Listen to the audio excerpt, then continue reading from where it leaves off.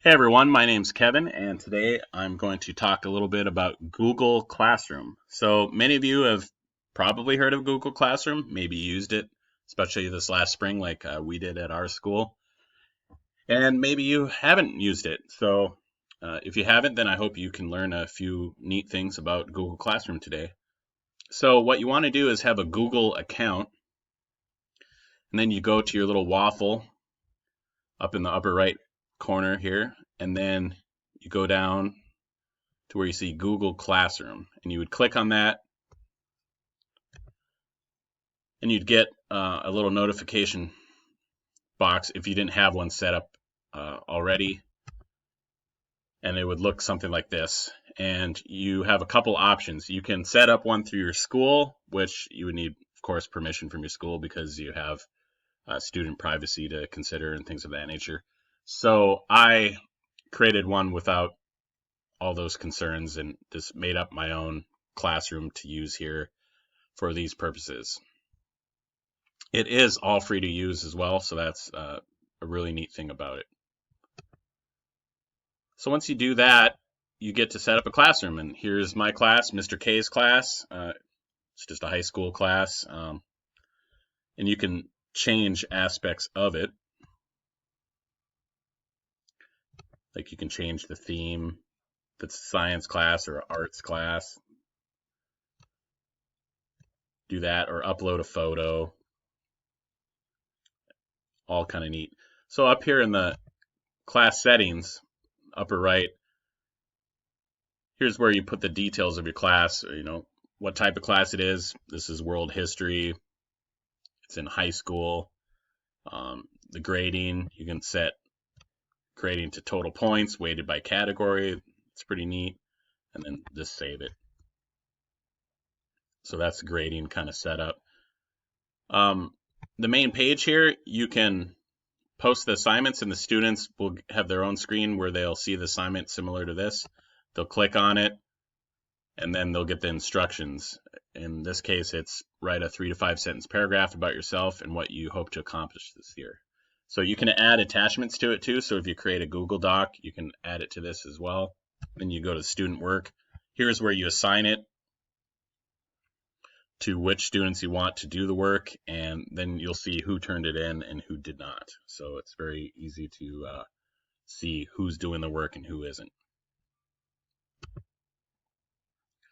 Calendar, here's where you can set up due dates for different events. So you go in and you'd select which class you want to use and what kind of event you would want to do.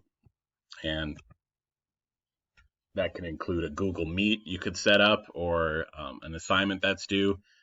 We found, though, that doing that and sending it through their email was kind of overwhelming them, so we didn't necessarily do that because they would get like 10, 15 emails a day and wouldn't organize them, and then they get stressed out and not know what assignments to do, and then they'd become confused about that. So it's kind of overwhelming to use Calendar, so I'd be very careful with it and make sure you have students that are possibly organized before you use that.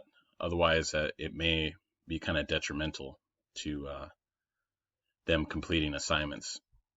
The People tab, here's where you assign students. I have my wife hopefully signing up here soon so she can give it a shot. And then I have the teachers here, so you can also invite other people to the classroom, like parents or siblings and things of that nature, so they can review assignments and help their siblings or their son or daughter with the assignments.